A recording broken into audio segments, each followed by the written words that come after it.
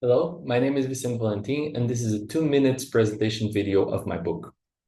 The main argument here is that recent increases in radical right behavior across Western democracies are not necessarily a product of individuals actually becoming more radical right.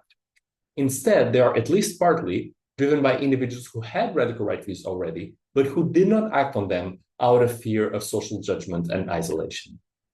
The same social norms that made individuals not express their views also made politicians underestimate the true prevalence of radical right views in their society. This left radical right parties with less skilled leaders who were unable to mobilize even voters who privately had these radical right views to go out and vote for them. This is the first phase in the process of normalization, to which I call the latency phase. For societies to overcome this equilibrium, I argue that they need to go through a three-step process of normalization.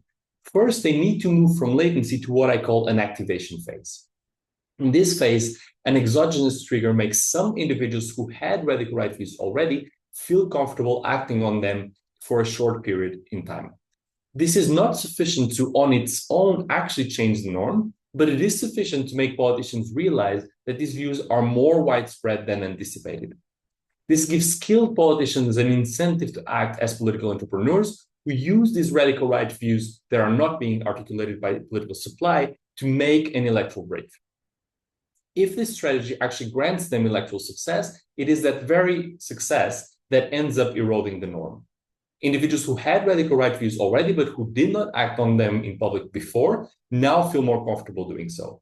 And politicians, on the other hand, realize that one can be successful while running for politics on a radical right platform, becoming more likely to join a party of their ideology.